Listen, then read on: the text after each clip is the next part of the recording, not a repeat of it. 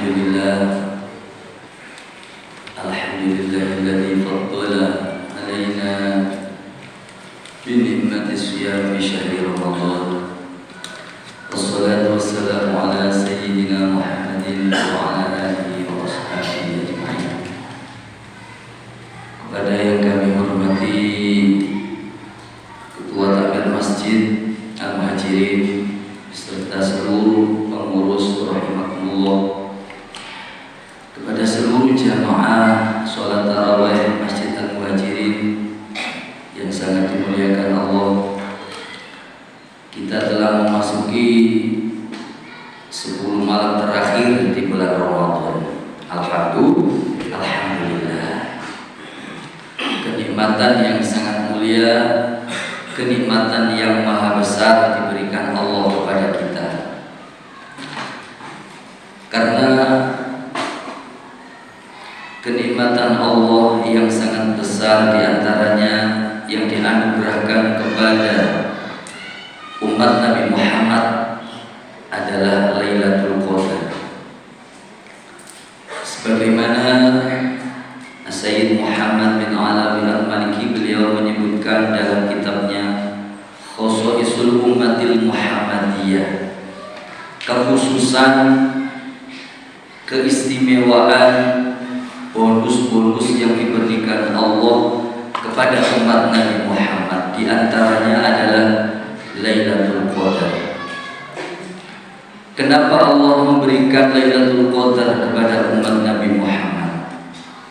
Karena umat Nabi Muhammad itu umurnya baina sittin wa sab'in, rata-rata umurnya 60-70 tahun. Oleh karena itu Allah memberikan karunia yang sangat mulia setiap bulan Ramadan. Siapa yang beramal ibadah di bulan Ramadan, di waktu malam Lailatul Qadar, 1 rakaat ketika kita melaksanakan di waktu Lailatul Qadar, maka ibadah itu senilai 83 tahun. Kalau kita setiap tahunnya, maka 83 tahun dikalikan umur kita semisal sekarang 50, 60, Masya Allah, itu adalah nanti kita semua dipastikan akan kaya raya di akhirat. Allahumma amin. Karena satu malam itu mulai maghrib sampai fajar, pasti kalau kita sholat maghrib berjamaah, sholat isya berjamaah, sholat tarawih, sholat subuh, kata Sayyid Syekh Abdul Qadir Al-Jailani dalam kitab beliau Al-Uniyah li talibi tariqil haq, faqad dhafara haddan wafiran min Lailatul Qadar. Kita akan dianugerahi Allah bagian di antara Lailatul Qadar. Kita mulai awal Ramadan sampai akhir Ramadan nanti istiqomah, sholat maghrib, sholat isya berjamaah, sholat subuh berjamaah, maka dipastikan karena Lailatul Qadar itu adalah malam hari. Malam hari mulai maghrib sampai menjelang fajar. Salamun hiya hatta matla'il fajr, sampai saat fajar. Oleh karena itu Sayyidah Aisyah radhiyallahu anha pernah bertanya kepada Rasulullah, "Ara'aita, berilah kabar kepada wahai Rasulullah, jika aku melihat di waktu Lailatul Qadar itu, ma'akulu, apakah yang aku ucapkan di waktu itu?" Quli, katakan wahai Aisyah. Sayyidah Aisyah disuruh Rasulullah mengucapkan doa, Allahumma innaka afuwun karim tuhibbul afwa fa'fu anni.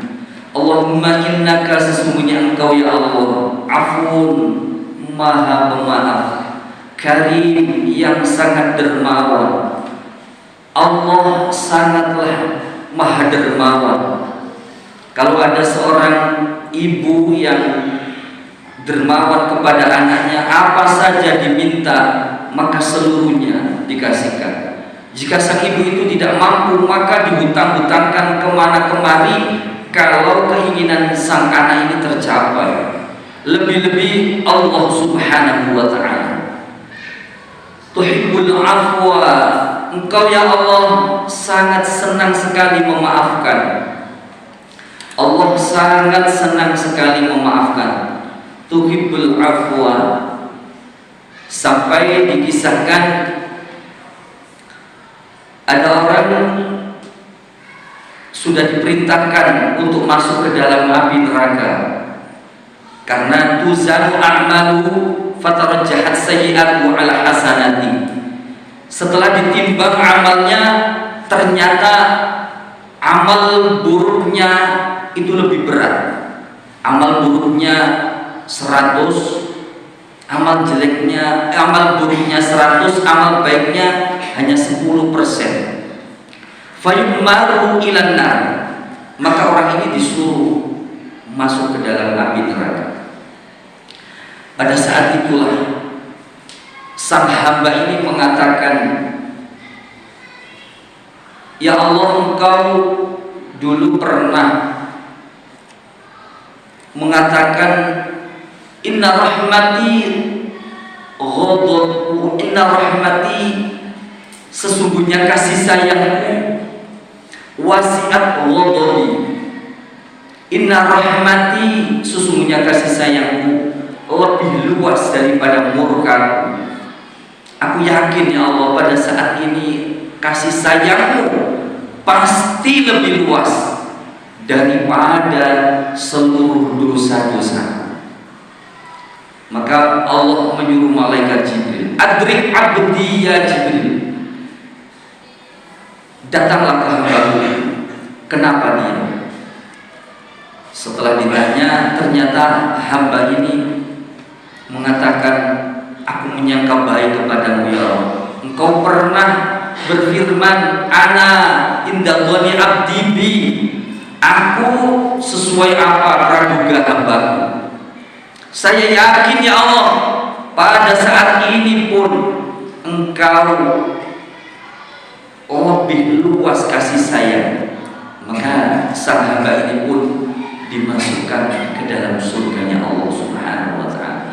Tuhibbul afwa fa'fu anni, maka ampunilah aku ya Allah, fa'fu anni. Rasulullah memerintahkan Sayyidah Aisyah untuk berdoa, Allahumma innaka afun karim tuhibbul afwa fa'fu anni. Dalam kajian kitab tafsir Shawi, syarah dari tafsir Jalalain, beliau mengungkapkan siapa yang mengucapkan setiap malam la ilaha illallah al-azimul karim, la ilaha illallah al-azimul karim, la ilaha illallah al-azimul karim, mengucapkan itu setiap malam. Subhanallah Rabbul Arsyil Karim, la ilaha illallah Rabbus Samawati wa Rabbul Ardina, maka faqad adraka kaman adraka Lailatul Qadar. Orang yang istiqomah mengucapkan zikir ini, kata tafsir Shawi, dia seakan-akan seperti orang yang menjumpakan Lailatul Qadar. Semoga kita semua dianugerahi oleh Allah Subhanahu wa ta'ala selalu berjumpa, dianugerahi dengan Lailatul Qadar. Amin ya rabbal alamin. Al-Fatihah. A'udzu billahi minasyaitonir rajim. Bismillahirrahmanirrahim. Alhamdulillahi rabbil alamin. Ar-Rahmanir Rahim. Maliki yaumiddin. Iyyaka na'budu wa iyyaka nasta'in. اهدنا الصراط المستقيم صراط الذين أنعمت عليهم غير المغضوب عليهم ولا الضالين رب اغفر لي ولوالدي آمين. Kalau kita sudah berjumpa dengan Lailatul Qadar. Man qama Ramadhana, man qama Lailatul Qadar imanan wa ihtisaban ghufira lahu ma taqaddama min dhanbi, kata Sayyid Muhammad. Man qama Lailatul Qadar, siapa yang sholat di malam hari waktu Lailatul Qadar, maka seluruh dosanya akan diampuni oleh Allah Subhanahu wa ta'ala. Bertanyalah para sahabat, illa arba'ah, kecuali 4. Siapakah 4 itu wahai Rasulullah? 4 pertama adalah aqul walidain, orang yang selalu menyakitkan hati orang tua, berani kepada kedua orang tua. Maka di saat Lailatul Qadar, sertifikat ampunan Allah ini tidak akan dibagikan kepada orang yang aqul walidain. Kenapa orang yang aqul walidain berani kepada orang tua tidak mendapatkan ampunan dari Allah? Karena Allah telah berfirman, anishkurli wa walidain, bersyukurlah engkau kepadaku dan kedua orang tuamu. Kalau bersyukur kepada Allah tapi tidak bersyukur kepada kedua orang tua, maka Allah pun tidak menerima syukur orang tersebut. Kenapa? Karena dia ada di dunia adalah berkat orang tua. Lebih-lebih kepada seorang ibu. Betapa saat Sayyidina Ibnu Umar ditanya oleh seorang sahabat yang menggendong ibunya dari kota Irak sampai menuju Makkahul Mukarramah, kemudian tawaf 7 putaran, sa'i 7 putaran, Safa Marwah. Saat itu bertanya, apakah aku sudah membalas kebaikan ibu? Maka Sayyidina Ibnu Umar mengatakan, la talqatun min talqati, satu rasa sakit di saat ibumu melahirkan engkau, satu detik saja di saat ibumu mau melahirkan dirimu, belum terbalaskan dengan engkau menggendong ibumu dari Irak menuju Makkahul Mukarramah, menggendong ibumu tawaf 7 kali. Betapa ketika tawaf sa'i menggendong seorang, tapi itu belum sampai membalas kebaikan daripada saat ibu melahirkan kita semua. Yang kedua, siapakah yang tidak mendapatkan ampunan Allah? Qati'ur rahim, orang yang memutus tali persaudaraan. Kenapa orang yang tidak mau menyambung tali persaudaraan itu tidak akan diampuni oleh Allah? Karena Rasulullah bersabda, la yadkhulul jannata qati'ur rahim, orang yang memutus tali persaudaraan. Bahasa Jawa ini boten purun nyompo kali ngomong, boten purun warung sampai dino kiamat aku gak sudi ngomong-ngomongan sampai wong iki. Lho tiyang sing koyo ngeten iki, walaupun Lailatul Qadar boten angsal sertifikat dari Allah Subhanahu wa taala, ampunan tidak dikasihkan orang tersebut. Yang ketiga, musyahid, orang yang dalam hatinya menyimpan dendam, wal iyadu billah, orang yang menyimpan dendam kepada saudaranya waktu Lailatul Qadar.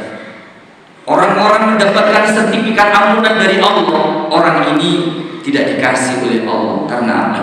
Orang ini menyimpan dendam kepada saudaranya. Yang terakhir adalah mudminu khamrin, orang yang selalu mengkonsumsi minuman keras, walaupun dia berjumpa dengan Lailatul Qadar, tapi sertifikat ampunan tidak dikasihkan oleh Allah. Semoga 4 sifat ini dijauhkan oleh Allah dari kita semua, sehingga kita semua dianugerahi ampunan di waktu malam Lailatul Qadar. Amin ya rabbal alamin. Mohon maaf, semoga manfaat. Assalamualaikum warahmatullahi wabarakatuh.